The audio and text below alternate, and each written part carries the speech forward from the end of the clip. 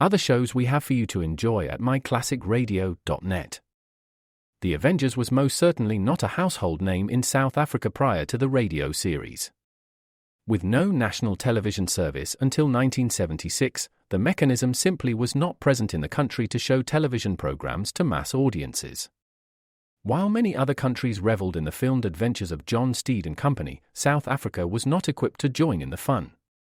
The series took Britain by storm and made a major impression in the American markets, being that greatest of rarities, a British series given a network transmission slot. However, as a filmed series, rather than a videotaped one, The Avengers was able to gain a modicum of exposure in South Africa through film rentals. Come and listen at myclassicradio.net. Other shows we have for you to enjoy at myclassicradio.net. 21 Precinct was a police drama broadcast on CBS from July 7, 1953, to July 26, 1956. It initially served as a summer replacement for My Friend Irma. The show was produced in cooperation with the Patrolmen's Benevolent Association of City of New York and adaptations from True Criminal in New York. The Policeman's Point of View. Historically, the 21st Precinct had been located near Gramercy Park, Manhattan. In 1929, the department reorganized the precinct numbering, and 21st designation was discontinued. No such precinct existed during the run, nor does a 21st precinct exist. However, the fictional precinct's territory closely corresponds to that of the Upper Side's 23rd precinct since 192. Come and listen at myclassicradio.net.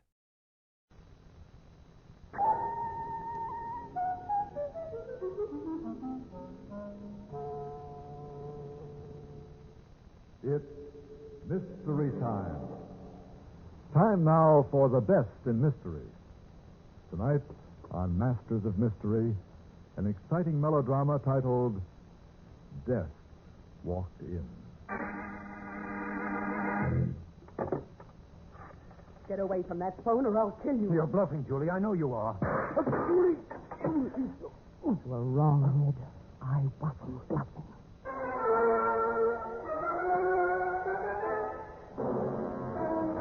Good evening. This is Don Dowd, your host for Mystery Time, back again to introduce another in ABC Radio's great Monday through Friday lineup of mystery dramas. Every night at this time, a new and different story. Our drama tonight on Masters of Mystery was written by Joseph Ruskall and is titled Death Walked In. The action of our story covers the course of only a few days, but I think you'll agree with me that the moments are filled with emotional impact and suspense. So now, live on Masters of Mystery, Death Walked In. You know me, Ed Grimes, real estate. Respected.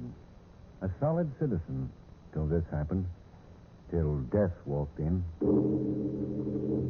It doesn't always lurk in dark corners. It can come into your parlor like it did in Noir's. Hannah's and mine. It could be someone innocent looking, like the attractive young woman with books under her arm who rang our doorbell one afternoon.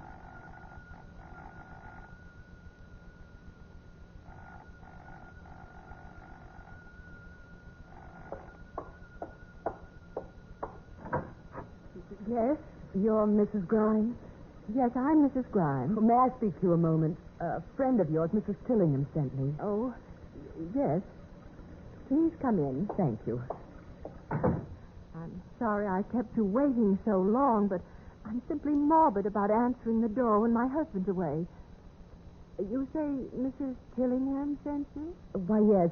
You see, I just placed one of these valuable library editions in her home, and well, she mentioned you as a likely prospect. Oh, you're selling something? Oh, no, absolutely nothing, Mrs. Grimes. We're practically giving it away. This complete set of encyclopedias, just as you see them in this brochure. You see, we're giving them to special and selected families just for a limited time and as a special advertising campaign. Oh, no, not today, well, for practically nothing more than the price of the postage, this complete world-famous... But we already have a set of encyclopedias. You're not from hereabouts, are you? No, I work town to town. I just arrived here. From where? Carterville. Carterville? Did you do well there? So. Oh, you look tired and cold. Come on into the living room and sit a while. Thank you. Can I make you a cup of tea, Miss Smith. Julie Smith. No, thanks. Oh, those gorgeous drapes. It's so right. So awfully right and so expensive. How nice of you to say so, Miss Smith, but they're really not. Oh, what I wouldn't give for a home like this. But then I'd have to have a nice man to go with it, wouldn't I? To keep it up. Oh, say like that gentleman there on the grand piano. Oh, why, how observant you are. Yes, that's my husband's photograph. Would you call him handsome? Not handsome exactly, but strong and solid. Oh, will he be home soon? Looks like he's detained at his office. Well, perhaps if I came around tomorrow at this time. Well, I can't promise a thing. I'll ask him. But do come around anyway. We'll have a cup of tea.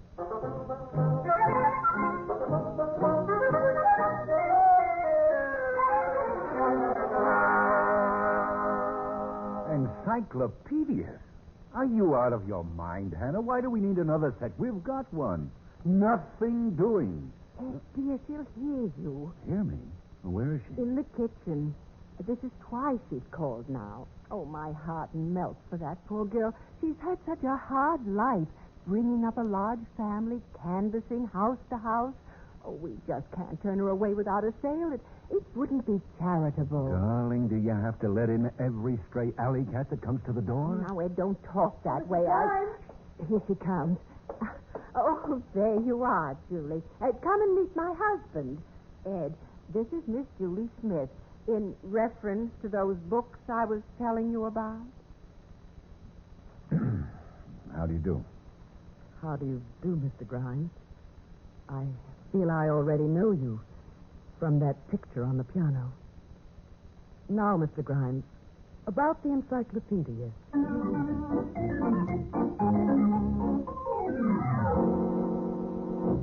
$85. What made me do it? Shelling out $85 when we've already got a set. No one forced you, Ed. You could have said no. Why did you do it? That's just it. I don't know. She looked at me and I don't know. Devil take her. Well, what's done is done. It's a good, kind deed anyway. She's delivering the books to us tomorrow night. And when she comes, I want you to put a pleasant face on it and be civil to her. Please, Ed.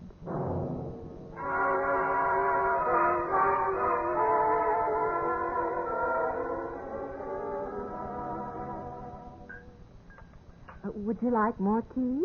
Oh, yes. Yes, thank you so much. My. Oh, those books look lovely.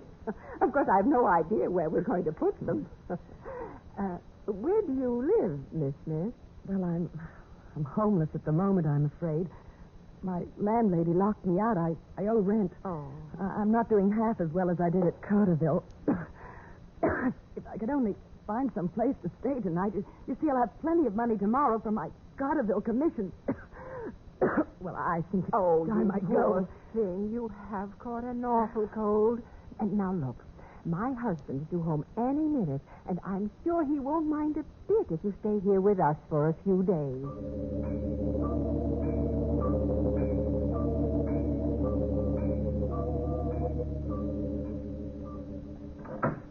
Here I am, Mrs. Grimes, back from marketing. Oh, and I got the most wonderful rose. Oh, Julie, you're an angel. But really, you shouldn't just because you're feeling all right again. I'm perfectly able. No, you sit right where you are in your rocker and relax. I'll tend to these.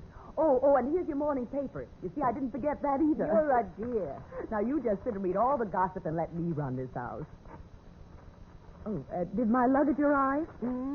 Just a while ago. I put it up in your room. Well, it'll only be for a few more days or so. Of course, your husband doesn't think that... Oh, nonsense. You're perfectly welcome to stay a few days more, I'm sure. Oh, good heavens. What's wrong? Oh, my gracious. In the very next town, too. Listen to this. Carterville man confesses wife murder. In an astonishingly gruesome confession to police today, a Carterville merchant, Dudley C. Whipple, confessed that... How was the murder discovered? Conscience. That's how it was discovered. Everyone thought his wife died a natural death. There she was lying in her grave a whole week when suddenly her husband gets pangs of conscience and confesses she was poisoned. Did they live on 22 Elm Street, does it say? Why, yes. Yes, how'd you know? Oh, I sold them a set of books. You did? Why, that's right. You told me you were in that town for a while. Well, imagine. Poor Mrs. Whipple. She was such a nice lady, and she had such a lovely, lovely home. Oh, that's cake for tonight. Did you take it out of the oven? Oh, yes, I did. Don't worry. Well, think of it. You actually sold that couple. Did Mr. Grimes like the last cake I baked? Well, of course, dear. That's very kind of you to say so, but I know he dislikes me. He resents my presence here, I know. Why, Julie, what makes you think so? Way he avoids me. Oh, now. He hates me. He wants me out of here. Yes, he does. Oh, Mrs. Grimes, I owe you so much, and I'm so grateful, but I just can't stay here the way he treats me. Nonsense. Mr. Grimes is just as happy as I am about this little temporary arrangement. And if he isn't civil to you, I'll tell him a thing or two. Do you hear me, Julie? So, what are you staring at? Parlor, Mrs. Grimes. You know, if you let me, I could really do things with it. This table here, for instance. I'd put it over there. That chair could go here. So much could be done.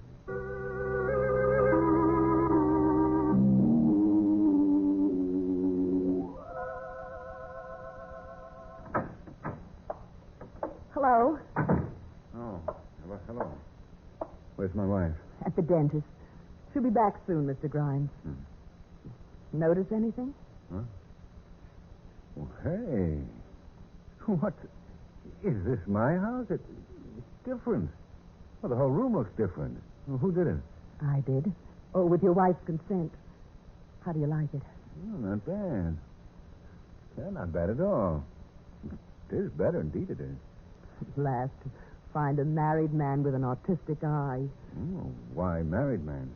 I don't know. They lose a sense of beauty somehow, and wives so often take their husbands for granted. I never would. You remind me of someone. Who? Man in Carterville. Why? I don't know. Oh, do you mind if I turn on the radio? No.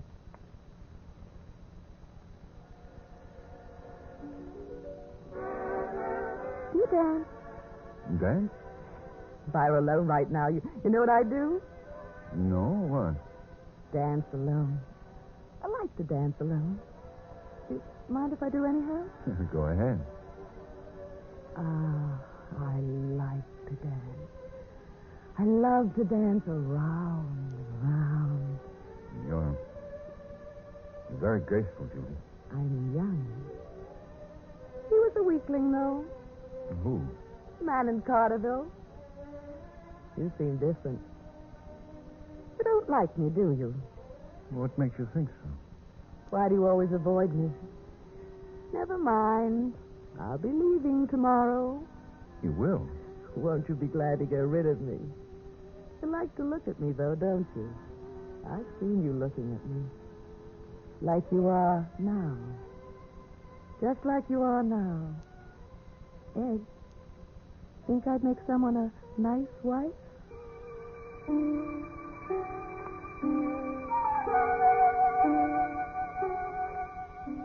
Ed, Julie came to me again in tears. With her suitcase all packed, she wanted to leave.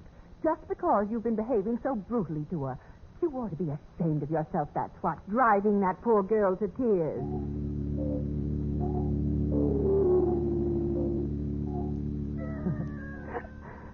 What are you looking at, Ed? Me? I wonder why. But you look at me while you can. I'm leaving soon. Will you miss me when I'm gone?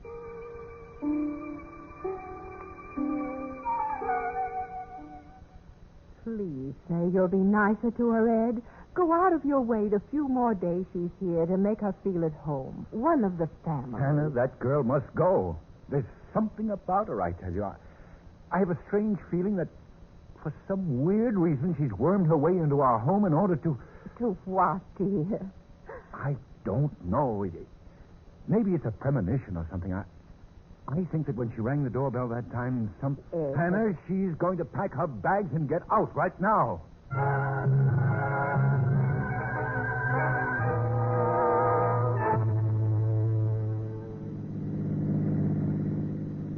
Park here. It's a nice lonely spot.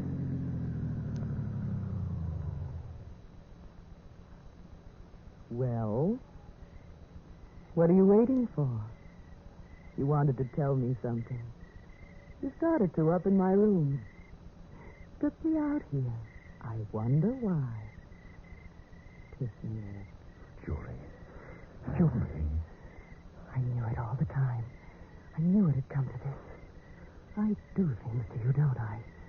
The moment I first saw you, I could tell. What if your frumpy old wife could see us now? Shut up. I wonder what she'd say. Stop it, you devil! All right. I understand. You had to slap me because you're not used to this. What's happening to me? Who are you? Where do you come from? What do you want? You kiss me again. Julie. I knew you couldn't send me away. We're right for each other. I like you. You want me bad. Add it. Then subtract. All we've got to do is subtract it. You know what I mean. What are you talking about? Well, what do you take me for? Some cheap thing? Oh, no, Ed. I come expensive, and my price is a wedding ring. I'm a married man. I like married men. I want one. They've already got brick bungalows with lovely furnishings. I'd make you a real nice wife, Ed. Do you think I'd ever divorce her for you? I knew a man in Carterville said just that. He didn't like divorce either. But he wanted me bad. Real bad, like you. And in the end, there was another way. Oh, you're the limit. Half the time I don't know what you're raving about. You're so crazy. You're crazy wonderful. Come here. Hands off, please. Drive me to the station. What? I'm grabbing the first train out of town like you told your wife. Now, kindly get started. Julie, you can't leave now. Why can't I? Because I can't let you... No, Julie, don't go now. Please, not now. Oh, Julie. That's better. I'll come back, sure. But you know what it means if I do it. If I come back on one condition, you'll have to get rid of her. Sooner or later. Some way or other.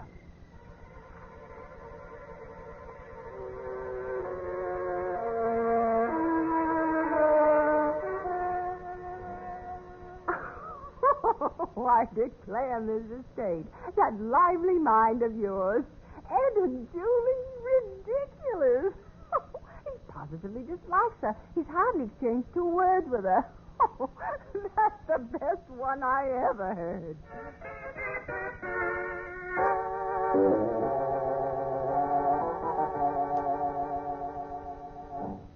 How much longer are we going to wait, Ed? I'm not waiting any longer. We've got to get rid of Hannah. But, Julie, It's easy. All you do is do it.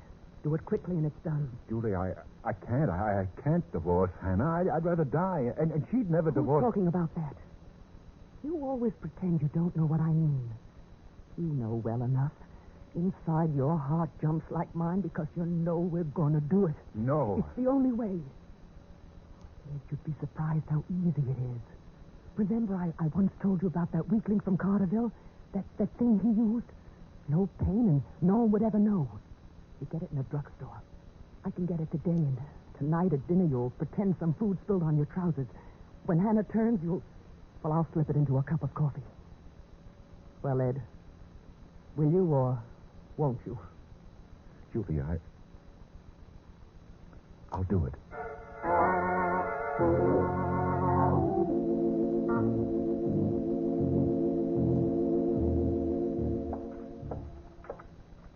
Scorching hot coffee, just like you like it, Ed. No, Julie, don't get up.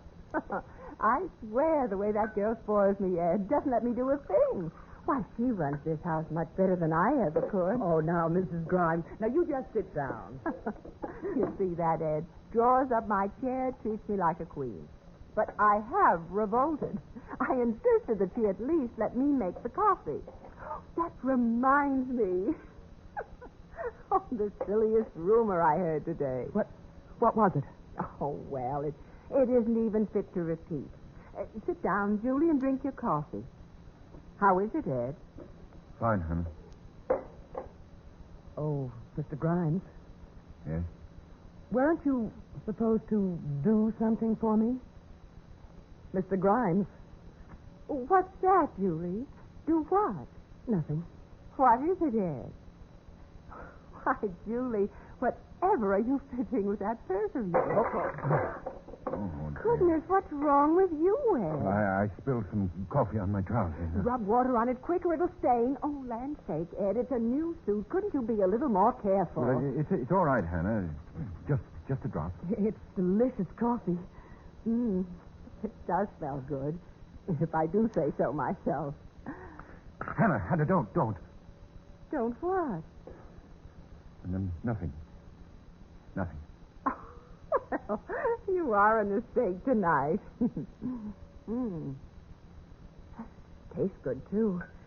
Well, what about the movies after we get everything cleared away? There's a new picture down at the...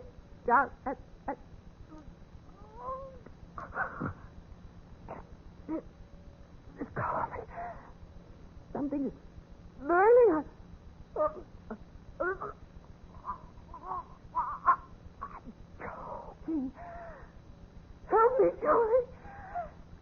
Help me, Ed.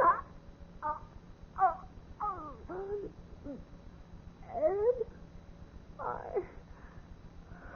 thought you loved me. Hannah. I do, Hannah. Forgive me. I was out of my mind. You'll be all right. I'll get a doctor. Get away from that phone, Ed. Put down that phone. Drop that phone, Ed, or I'll kill you. Hello.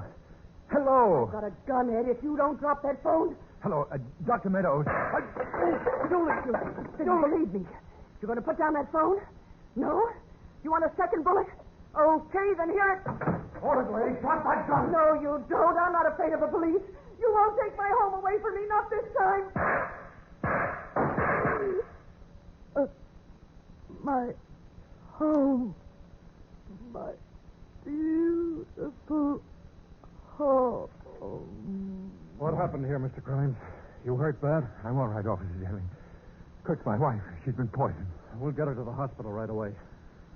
The girl here is dead. Hannah? She's unconscious. We'll get her to the hospital. Then you'll come with me to headquarters. There are a few questions you'll have to answer. Questions? There's a statewide alarm out for this girl. We traced her to your home, and I was on my way over here to warn you. She was wanted in Carterville, Glen Springs, several places. Complicity in half a dozen homicides. Julie, a killer? All women are victims. Wives. Poison, just like in your wife's case. You gonna confess? Confess? Me? They usually do with the husbands. But you know, Mr. Grimes, I kind of feel sorry for that girl. She was plenty confused, but strangely enough, on only one subject. You see, she was brought up in an orphanage, and she never had a home of her own in all her life. Well, let's go, Mr. Grimes.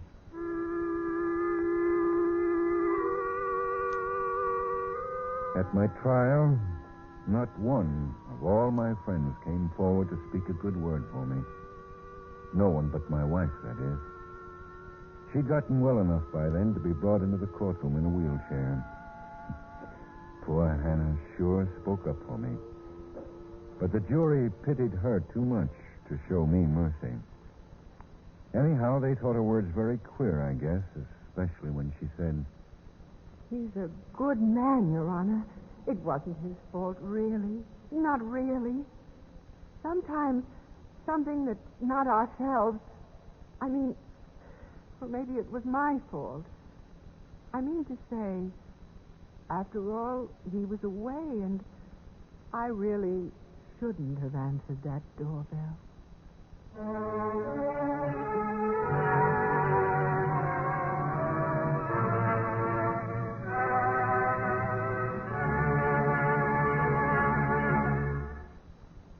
This is Don Dowd again, your host for Mystery Time. You have just heard Masters of Mystery, live from New York. Tonight's play, Death Walked In, was produced by Clark Andrews in association with Ronald Dawson and Robert Arthur. Featured in tonight's drama were Ann Loring, Bill Johnstone, Peggy Allenby, and Frank Butler.